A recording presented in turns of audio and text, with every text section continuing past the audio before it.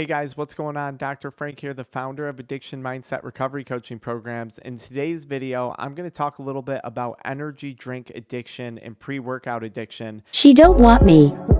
Papa pre-worky. Pre-worky make the pain go away. Pre-worky make the veins go yay. Something I personally suffered with, while at the same time reacting to this viral YouTube video, energy drinks, why are they sending so many people to the ER? If you're trying to quit these things, I'm going to give you some tips along the way, so let's get right into it. Throttle, Red Bull, Rockstar. Monster, 5 Hour Energy's pretty popular. A Rip It is huge because it's so cheap. Bang. What about Bang energy drinks? Can I get a shout out for Bang energy drinks, anyone? That was kind of more my speed. I was getting into the C4 pre-workouts. I took some of the original Jack 3D pre-workout with the DMAA in it. I was hooked on all types of stuff. Now, I want to be clear before we get into this video, I would usually have like a Monster in the morning and a pre-workout in the afternoon and maybe the occasional coffee as well too. So I wasn't drinking like 6 Monsters a day, but I was also addicted to nicotine and black market THC cartridges, just as a disclaimer. Energy drinks, supersized, grab-and-go ready, and turbocharged with caffeine. They are the fastest-growing beverage in the soft drink industry. I like the taste of them, but also just feel more alert and focused when I take them. He said something so crucial. People always make fun of me like, how do you get addicted to energy drinks? How embarrassing. Oh my God. No, these things are designed with a hyper sweet taste, whether it's through the use of sugar or through the use of artificial sweeteners. See, you have to understand, when you take caffeine, a substance that's one of the most addictive drugs out there in America, which I'm not saying all caffeine is bad, and you combine that with something that has a hyper sweet flavor, a hyper sweet taste, you now create a recipe for addiction and dependence. It's crazy. You guys don't even realize how genius these marketing companies are and these energy drink companies are. They learned from products like Coca-Cola, Pepsi, things like that. Go fast. Marketed as high-energy, on-the-go, performance-enhancing beverages, young adults and college athletes, mostly male, have become the biggest consumers. Bang, Bang energy, Monster girls, get on the dirt bike, the Monster energy dirt bike. I'm going to tear it up. I lived what I thought was that Monster lifestyle, but in reality, I was like 26, 27 years old, living at home, jerking it at night to, God knows what, doing nothing with my life. It was far from a high octane lifestyle. It was pathetic. A lot of guys drink 5 Hour Energy before games just for that extra pump up. That extra boost comes from caffeine, the most popular drug in the world. I love it. I'm not productive in the morning if I don't have coffee. 8 in 10 Americans consume caffeine every day. One of the things too that I think you guys got to start to assess is, why are you so deprived of energy? Like, is it your sleep that's so screwed up? Is it your nutrition that's so screwed up? Are you pounding nicotine all day long and then finishing out the night with THC? Like, why is it that the energy is so lacking? Maybe there's some other underlying health condition. A lot of our clients who come in with this, we'll order them blood work and things like that, and we'll find they might have like thyroid problems or like magnesium deficiencies, or I'm just throwing stuff out there. Maybe they have some weird underlying autoimmune disease that they've been self-medicating with energy drinks for. So just something to keep in mind. But an increasing number of young people are getting their caffeine from chemical-loaded energy drinks. I don't really like coffee, so if I ever really feeling really tired, then that's probably what I'll drink. I got that dude pinned as an energy drink fiend. Now, I don't know him, so I can't judge. I can't cause judgment, but I used to say that all the time. People would be like, oh, you're drinking another Monster? I'd be like, yeah, I don't drink coffee. Yeah, I'm not into coffee. Yeah, I'm not a coffee guy. Yeah, okay. We'll see. It's good to have something to just keep your mind ready and on the go. Why is your mind so not ready? Like, one of the beautiful things about getting sober from this stuff is just waking up and being prepared to go do something without having to annihilate my body with a substance. That is one of the biggest blessings I have received giving this stuff up. But what's actually in these drinks? 1 can of one energy drink, for example, has about 500 milligrams of caffeine in it, which is about 5 cups of coffee. And boom, here we are with some misinformation. And this is one of the worst things that we can do. Immediately, if I'm talking to someone in high school who's trying to quit energy drinks and I'm telling them, oh, there's 500 milligrams of caffeine, you know what they're going to say? They're going to look at me and be like, no, it doesn't. You obviously don't know what you're talking about. Now, I'm not saying that's totally far-fetched, but if we look at like a Monster, which I think has about 120 milligrams, and I think that's one serving per, normal sized can, it doesn't add up to 500. Now, if we take the guarana extract and some of the other things that might be a source of caffeine, maybe we bump it up to 200. I think Bang has a listing of 300 milligrams of caffeine.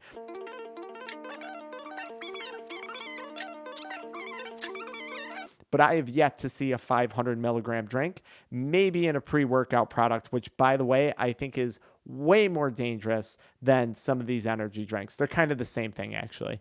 Often there are other ingredients besides caffeine which sometimes may build up the effect of the caffeine. Companies can put in whatever they want. They don't have to say how much caffeine is in it. It's never checked by the FDA. And so when you drink that can, you're really not sure what you're drinking. He's 100% right on that, though. These things aren't regulated, which I understand. I don't have a massive amount of faith in the FDA myself, but I will say this. It's kind of freaky. So for those of you that don't know me, I developed osteoporosis or osteopenia. So my bones are like glass. They can shatter really easily. And some of that's believed to be due to the high content of caffeine that I was consuming each and every day, combined with the nicotine constricting blood vessels and decreasing blood flow to the bones, on top of caffeine being a vasoconstrictor. And I believe, too, there's been some links to these energy drinks actually leaching the calcium out of your bones, which is what makes them stronger. Really messed up. The consumption of energy drinks is a rising public health concern. In just 4 years, emergency room visits involving energy drinks have doubled. Usually people come in with just a rapid heart rate, agitation, tremulousness, nervousness, anxiety, not feeling well. But there are now more and more cases reported where people get really sick and have to be resuscitated in the emergency room or even die in the emergency room. That's absolutely right. There have been deaths reported of these things. You guys can just Google it. There's lawyers that go out and do action lawsuits against these energy drink companies. And the sad thing is, if you go on TikTok, I'll pull up some viral video trends. There's people just slamming pre-workouts, dropping a scoop of pre-workout in a Monster energy drink.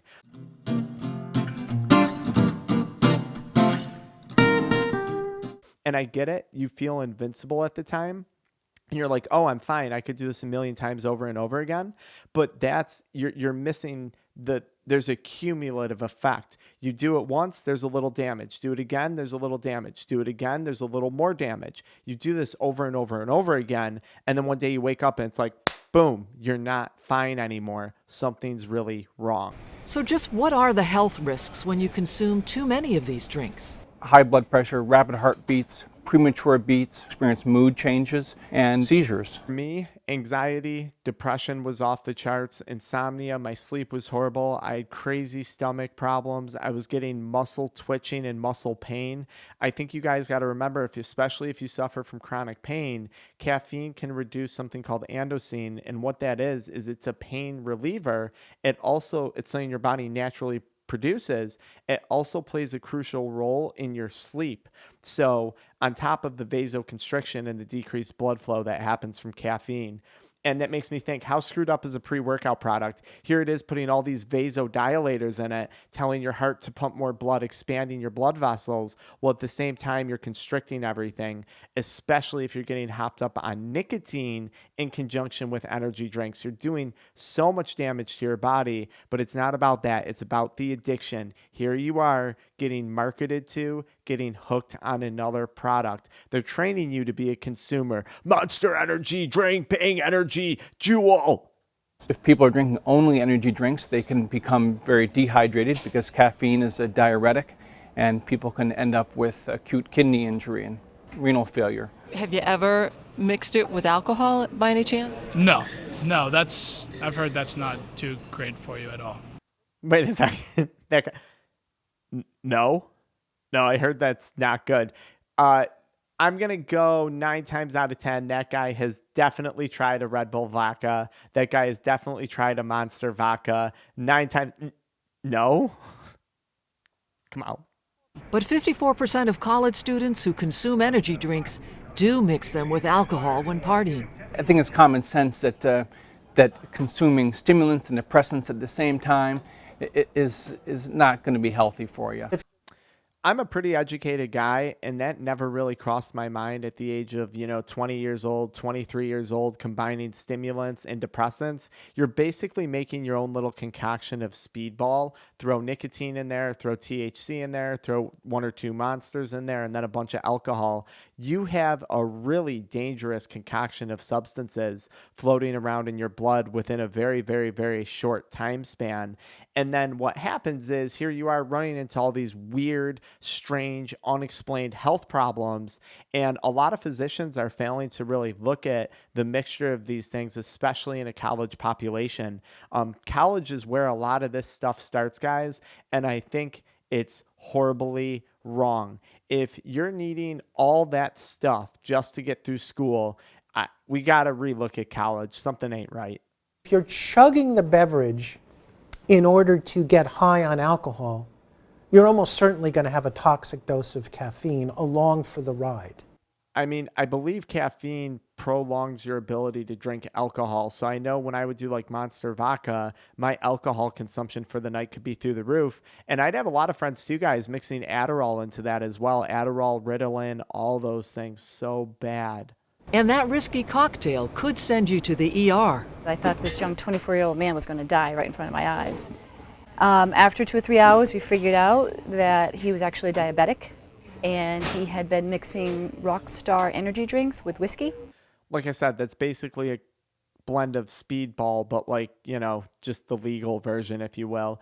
And she's absolutely right. A lot of people don't realize that they have underlying health conditions or predispositions to underlying health conditions, So you might have a heart problem that you're not aware of. You might have diabetes and not be aware of it. You might have a kidney problem and not be aware of it. And then you start doing this stuff. Your friend seems fine, but you croak, you collapse, not knowing that, hey, shoot, I had a problem, an underlying condition. There's often an assumption that these beverages and caffeine levels are harmless.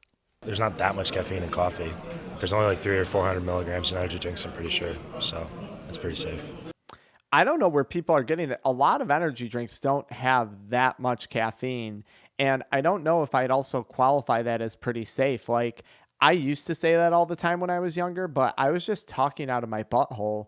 I really had no frame of reference. That's certainly the argument of the Beverage Industry Association, which touts the safety of energy drinks and responsible advertising. The companies have promised not to advertise them to kids. He's absolutely correct. Their advertising is absolutely genius.